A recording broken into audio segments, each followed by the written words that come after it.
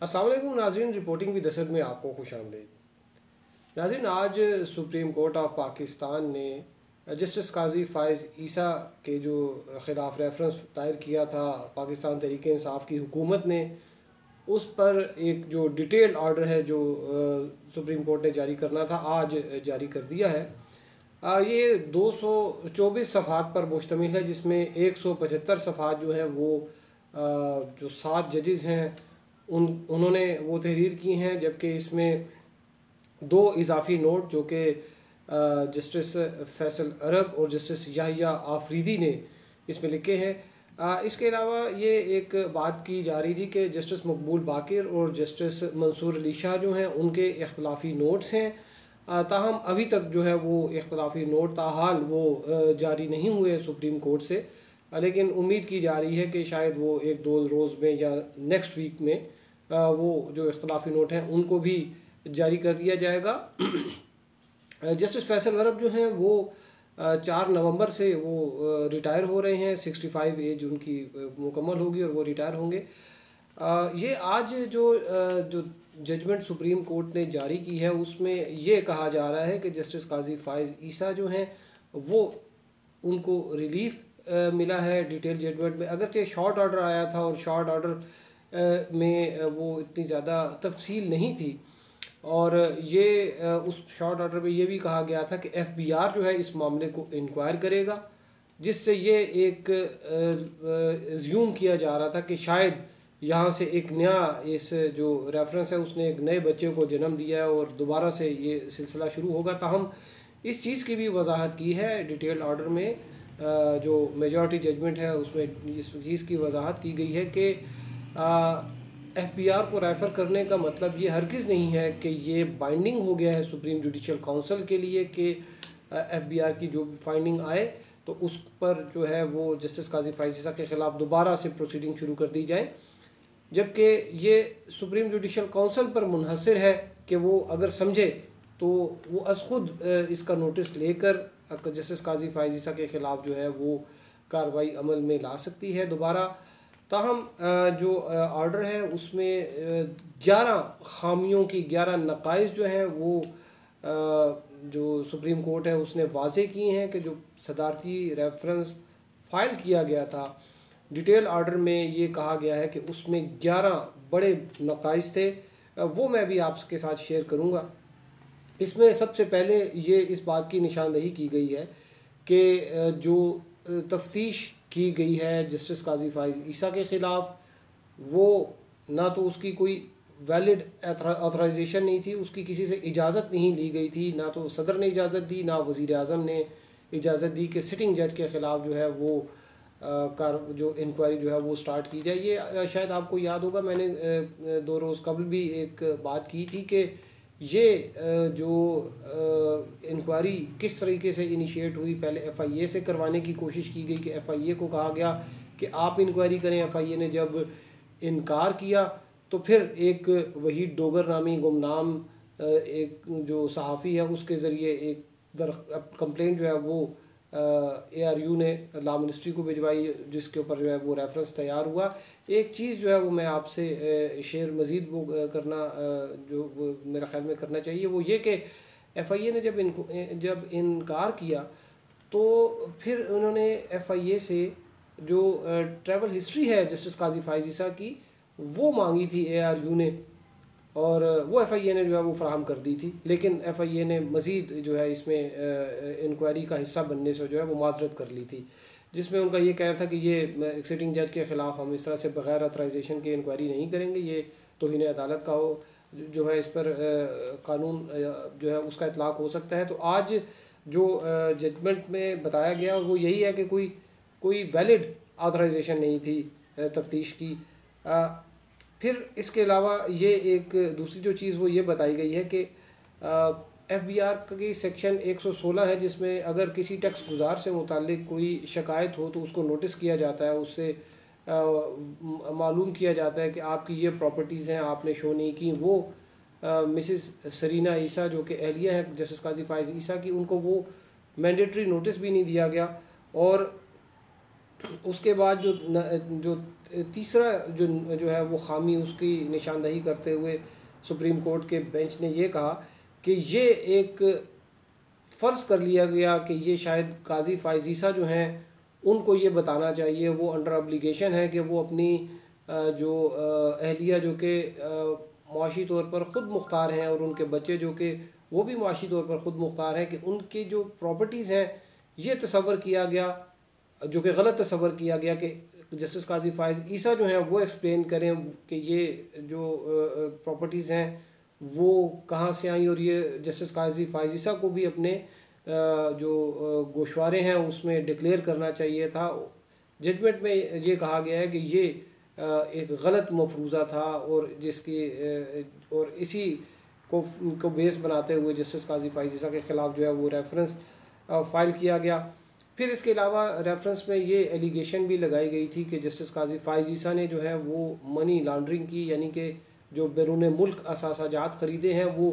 Banking channel से पैसे नहीं गए, वो जो है वो गैर रवायती तरीके से पैसे भेजे, जिस पर मनी लॉन्ड्रिंग का जो है वो कानून अप्लाई होता है। लेकिन जो डिटेल जजमेंट में ये बताया गया है वाज़े तौर पर कि मनी लॉन्ड्रिंग का जो है वो कोई सबूत जो है वफाकी हुकूमत जिसने ये रेफरेंस फ़ाइल किया वो फराहम नहीं कर सकी। इसके अलावा जो FBR के कानून के हवाले से भी बताया कि कोई FBR के कवानीन की जो खिलाफ वर्जी हुई है वो भी यहाँ पर नहीं बताई गई। एक इसमें बड़ी ख़ास जो एक जो डिफेक्ट है वो उसका बताते हुए जो डिटेल जजमेंट में लिखा गया है कि इस जो रेफरेंस फ़ाइल हुआ इसके चीफ़ आर्किटेक्ट जो हैं वो साबिक अटॉर्नी जनरल अनवर मंसूर ख़ान और जो लॉ मिनिस्टर हैं बैरिस्टर फ़रोग नसीम, कि ये लोग दो लोग जो थे ये चीफ़ आर्किटेक्ट थे इस रेफरेंस के बनाने में, और ये सारा किया धरा इन्हीं का ही है। और जो सदर हैं उन्होंने मशावरत भी इन्हीं से ली। इसमें ये लिखा गया कि इनएडमिसिबल जो है ये एडवाइस ली गई वजारत कानून और जो अटॉर्नी जनरल थे, जबकि ये वो लोग थे कि जिन्होंने रेफरेंस के खालिक थे, रेफरेंस को बनाने वाले थे। उनसे ही जो है जब सदर के पास जब रेफरेंस आया तो इन्हीं लोगों से जो है वो मशावरत ली गई, जब जो कि कानूनी जिसकी कोई कानूनी तौर पर इसको तस्लीम नहीं किया जा सकता।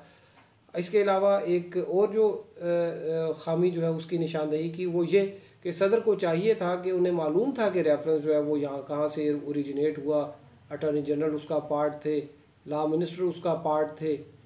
तो वो उनको एक थर्ड पार्टी से एक फेयर और गैर जानिबदार जो है वो राय लेनी चाहिए थी, जो कि सदर जो है उन्होंने नहीं ली। इसमें यह भी है कि सदर ने आर्टिकल 209 के तहत अपनी जो ज़िम्मेदारी थी वो भी सही तौर पर अंजाम नहीं दी, और उनकी एक अपनी एक कंसिडर्ड व्यू जो है वो उन्होंने ओपिनियन जो है वो फॉर्म करनी होती है, एक ठोस उन्होंने इस पे हवाले से एक ओपिनियन जो है वो अपनी राय देनी होती है, वो भी नहीं दी। और इसके अलावा ये है कि सदर ने जो इसमें कानूनी और ज़ाब्ते की खामियां जिनको लीगल एंड प्रोसीजरल जो लूप होल्स हैं उनको नोटिस नहीं किया। लिखा गया है कि president has failed to notice, सदर पाकिस्तान के बारे में इसलिए लिखा है कि president has failed to notice legal and procedural flaws. और फिर इसके अलावा एक जो बड़ी अहम बात वो ये कि टैक्स रिकॉर्ड जो होते हैं ये एक बड़ा कॉन्फिडेंशियल डॉक्यूमेंट होता है। इसमें जो है ये ऐसे नहीं है कि राह चलते बंदे को जो है वो आप टैक्स रिकॉर्ड जो है वो उठा के ले जाए। तो टैक्स रिकॉर्ड तक रसाई के हवाले से भी कोई ऑथराइजेशन नहीं थी, कोई लीगल जस्टिफिकेशन नहीं थी कि ये टैक्स जो है ये टैक्स से मुतालिक जो इन्फॉर्मेशन है ये कैसे कंप्लेनेंट को फराहम की गई, और उसके बाद ARU के पास भी जब ये आई उन्होंने भी इसको नहीं देखा कि ये वेरीफाई किया कि ये कैसे आई, और फिर लॉ मिनिस्ट्री से होते हुए प्रेसिडेंट के पास आई, प्राइम मिनिस्टर से कैबिनेट से होती हुई फिर सुप्रीम जुडिशल काउंसिल में आ गई। तो ये जो एक था कि टैक्स रिकॉर्ड तक रसाई के हवाले से भी ये नहीं बताया गया कि ये किसने इजाज़त दी थी उसकी और कैसे इजाज़त मिली, और इसके हवाले से ये लिखा गया कि ये इलीगल एक्सेस है। जो जस्टिस याहिया आफरीदी हैं उन्होंने तो अपने इजाफी नोट में ये भी लिखा है कि ये जो टैक्स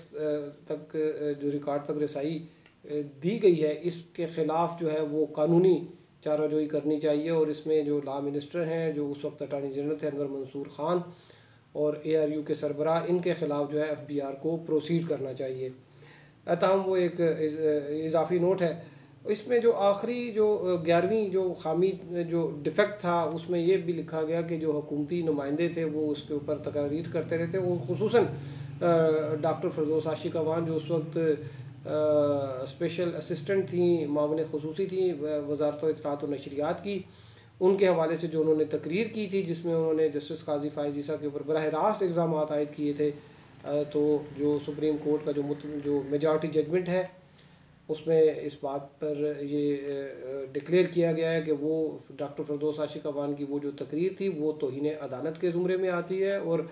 आर्टिकल 204 के तहत उनके ऊपर कंटेम्प्ट की जो है वो प्रोसीडिंग जो है वो चलाई जाए।